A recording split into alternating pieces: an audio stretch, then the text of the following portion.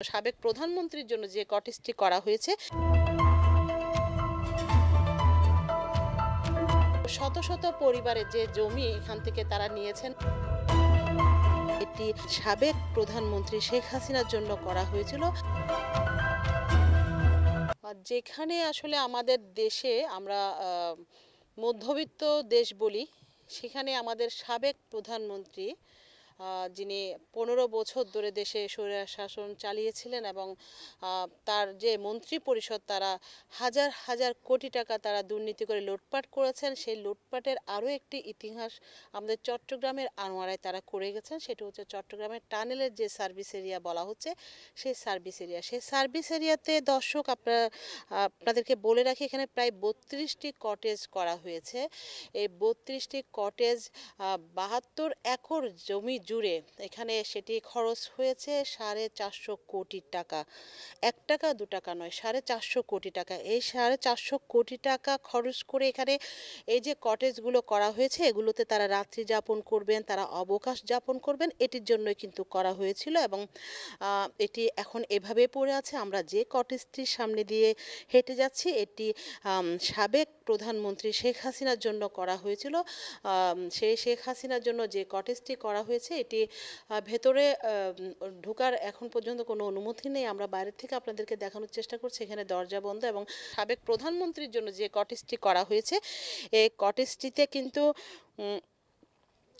সাধারণভাবে বাইরের থেকে বোঝার উপায় নেই এখানে কি পরিমাণ। এটি হচ্ছে কিচেন।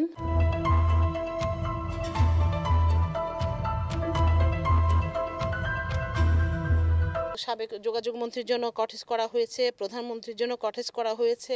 সেতু বিভাগের যে অতিথিশালা, সেটি এখনো পর্যন্ত চালু হয়নি, কারণ সেটি চালু করার জন্য আসলে যে জনবল দরকার সেটি কিন্তু জনবল নিয়োগ সে সময় হয়নি, যার কারণে এগুলো পড়ে আছে এখনো পর্যন্ত।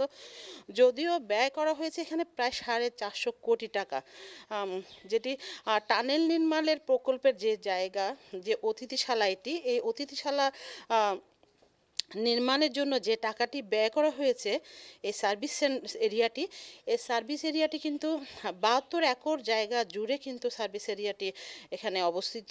এবং এটির পাশে পার্কে সমুদ্র সৈকত, এখান থেকে কিছু দূরে কিন্তু সমুদ্র সৈকত। এবং এটি একটি জিনিস আমরা একটু বলে রাখি, সেটি হচ্ছে সড়ক পরিবহন ও সেতু বিভাগের যে প্রধান যারা ছিলেন তখন দায়িত্বে, তারা যেটি জানিয়েছেন, টানেলের প্রকল্পের আওতায় এই যে সার্ভিস এরিয়াটি করা হয়েছে, এখানে যতটুকু সুযোগ সুবিধা রাখা হয়েছে, এটি প্রত্যেকটা বাংলাদেশের আর কোনো প্রকল্পের সার্ভিস এরিয়া কিন্তু এভাবে করা হয়নি। এবং এখানে প্রতিনিয়ত যেখানে টানেলে লোকসান গুনতে হচ্ছে প্রতিদিন, সেখানে এই টানেলের সার্ভিসের জন্য এই অতিথিশালাটি আসলে কতটুকু যুক্ত, এটি কিন্তু এখন প্রশ্ন হয়ে দাঁড়িয়েছে। আর যাই হোক, সরকার তো আর নিজের পকেট থেকে তখন তাদের টাকা দিয়ে তো এটি করেনি, এটি করেছে সাধারণ মানুষের যে ট্যাক্সের টাকা, ব্যাংক লোন। এই যে লোনগুলো তো আসলে সাধারণ মানুষের উপরে যে দিতে হবে, সাধারণ মানুষকে কিন্তু দিতে হবে। মানুষের উপর যে বোঝাগুলো রেখে গেছে, ক্ষত চিহ্নগুলো রেখে গেছে সাবেক আওয়ামী লীগ সরকার, সেগুলো আসলে কিভাবে পুষিয়ে উঠবে সাধারণ মানুষের, তাদের একটি চিন্তার ভাঁজ তাদের আসলে পড়েছে তাদের উপরে।